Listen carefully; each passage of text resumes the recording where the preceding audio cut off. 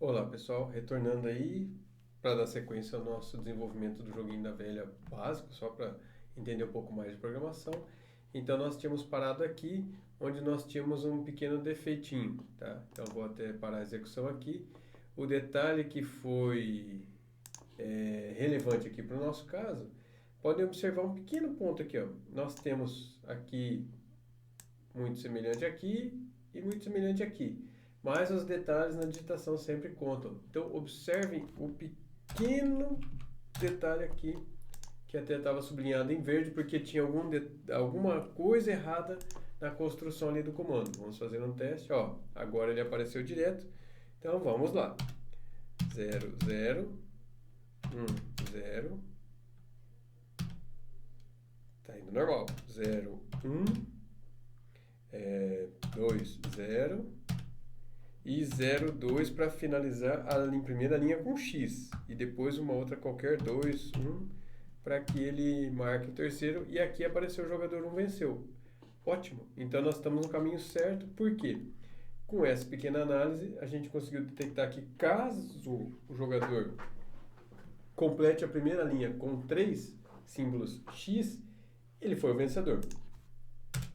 Só que, vou até colocar um comentário aqui. Jogador 1. Isso, isso aqui é só um caso. Nós temos mais uma grande quantidade de casos possíveis para vitória. Então eu vou colocar só mais um pouco aqui para que vocês entendam. Se o jogador fizer a mesma coisa na segunda linha, que é tudo 1 no primeiro índice, ele também ganha. Se ele fizer a mesma coisa na terceira linha, que é tudo 2, ele também ganha.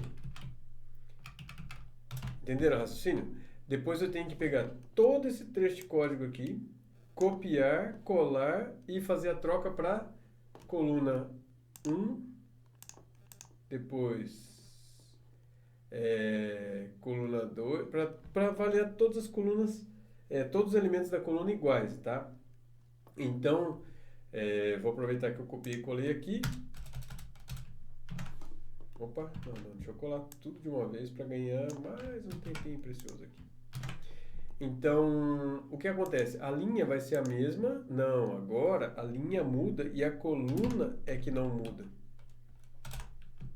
Então, com isso, eu me mantenho na coluna 0, mas vou baixando as colunas. Isso significa o quê? Que a coluna todinha da primeira, né, da esquerda, se for toda ela X, o 1 também ganha. Aí eu sigo o mesmo raciocínio. Se eu tiver na segunda coluna agora, então aqui eu mudo para número 1 e número 1. Ou seja, se eu completar a posição 0 da primeira coluna, a posição 1 da primeira coluna e a posição 2 da primeira coluna, também eu ganho. Aí depois, a posição 0 da terceira coluna, a posição 1 da terceira coluna e a posição 2 da terceira coluna, ele também ganha. O que fica faltando aqui, pessoal? Fica faltando só as duas diagonais. Então, vamos lá. Tirar aqui uma linha porque eu preciso de 8. Vou até separar um pouquinho mais. Ó. Primeira, segunda, terceira linha. Primeira, segunda, terceira coluna. E as diagonais. Então, a diagonal começa em 0, 0. Depois, no centro, é 1, 1. E no outro canto é 2, 2. Tá? Então, seria a diagonal. A outra diagonal ela é invertida. Então, ela começa na linha 0. Só que na última coluna, que é 2. Passa pelo meio também 1, 1. E a matriz na terceira linha e primeira coluna que é 0. Então essas daqui, pessoal, são todas as possibilidades do jogador 1 vencer a partida. Detalhe, agora, se eu for fazer jogador 2, o que muda, pessoal? Só uma única coisa, que é de X para a letra O. Então basta copiar e colar tudo isso aqui de novo e começar a trocar isso aqui, ó, tudo pela letra O maiúscula. Ah, professor, por que você não usa o substituir do editor, alguma coisa assim? Como é uma quantidade não muito grande e todos eles estão próximos, até pode ser que compense mais eu fazer assim do que eu usar a função, porque eu posso sair trocando de outros lugares que não deveria, sem querer. Porque às vezes no impulso você vai lá e pede substituir todos. Aí de repente ele troca em lugares onde não era para trocar, onde era para ficar realmente diferenciado entre x e bolinha, principalmente a parte de cima aqui, ó. Então tá tudo trocado. Vamos fazer um teste, tá? Executando aqui, ó, não deu nenhum errinho.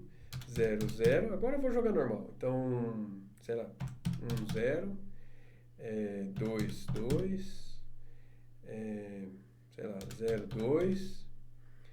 Vou aproveitar para ver se ganha, tá? Então vou fazer essa diagonal aqui. 1, 1. E uma posição que sobrou, 0, 1. Olha lá. Jogador 1 venceu. Não tem muito destaque ainda, mas funcionou. A diagonal já está sendo verificada. Então, o que eu posso fazer aqui, ó? Barra N, barra N. Opa, maiúsculo não pode. Barra N, barra N. Barra N, barra N. Barra N, barra N. Então, com isso, ó, eu vou dar um pequeno destaque. Vou até aproveitar aqui e fazer mais bonito. Para que vocês observem que essa é a parte final, né, da partida. Então, compensa dar um destaque aí. Tá? Mas não vou nem executar, é só para vocês saberem que caso aparecesse a mensagem aqui embaixo, ela seria mais destacada. Entenderam que a lógica já está toda funcionando. Aqui eu já tenho um jogo da velha funcionando. O que ele não faz é validação. Por exemplo, se eu colocar uma coordenada que não tem nada a ver, ele vai aceitar. Se eu colocar por cima a posição de um e do outro, por exemplo, o cara já jogou na primeira coluna, primeira linha aqui no XX, no 00. Se o outro for jogar também, ele vai aceitar. Isso são validações. Eu não vou colocar isso agora porque, né, vai só consumir um pouco mais de tempo e não é isso que vai fazer o jogo funcionar. Funcionar, ele já está funcionando. Eu só tenho que me policiar para não digitar informações erradas. Mas seria simples, tá, pessoal? Poderia colocar alguns ifs aqui a mais, que seriam para verificação. Se a pessoa digitar um valor maior do que sei lá, 2, aí ele dá problema. Eu poderia até arrumar isso para que a pessoa digitando 1 na linha e 1 na coluna, ele guardaria 0 no vetor, porque daí fica confortável para o usuário, como eu tinha comentado na aula ao vivo, mas fica de acordo com a lógica de programação da linguagem C. São todos detalhes que dariam para ser mexidos, mas a ideia é essa variação de valores. E nisso vocês têm um pouco da ajuda do mapa, que é o quê? Quando você usa em sequências assim, ó, comandos if, você permite fazer análises, tá? Variadas, e com isso você faz a atualização dos valores. O jogo lá do Tamagotchi, né, do bichinho virtual que vocês têm no mapa, funciona dessa maneira. Aquela função calcula que vocês têm que preencher, ela é feita com uma situação parecida com essa. Não é assim, porque é outro jogo, né? A regra é totalmente diferente. Mas é esse tipo de coisa que vocês têm que fazer. Vocês têm que avaliar o que aconteceu, tipo, qual foi a ação que a pessoa pediu, se é comer, dormir. E em função desse ter acontecido, você fazer os ajustes nas variáveiszinhas lá do jogo. Por exemplo, a pessoa dorme, o que acontece? O descanso dela melhora, mas aumenta um pouco a fome e influencia em outros fatores. Então, de acordo com aquela tabela que vocês têm na atividade, é que realmente vocês conseguem ajustar o que vai acontecendo a cada rodada da partida. Então lembre-se, não é para mexer no restante do código, mantenham como está no modelo que foi entregue para vocês lá no material da disciplina, só preencham a função calcula com alguma coisa semelhante a isso aqui, tá? É a parte que vai fazer o ajuste dos valores. Não tem muito mais do que isso para fazer, é só realmente algo semelhante. Vocês podem usar em vez do if o comando switch. Nesse caso aqui não daria certo porque são avaliadas 3 operações ao mesmo tempo, então não dá certo, tá? O switch aceita só a verificação de um valor de uma variávelzinha, então não dá. Mas para o mapa ele consegue funcionar com o comando switch normalmente. Então eu desejo uma boa sorte para vocês nos estudos e na execução do mapa. Eu agradeço o tempo de vocês e espero que tenha contribuído mais um pouquinho com a aprendizagem de vocês. Obrigado!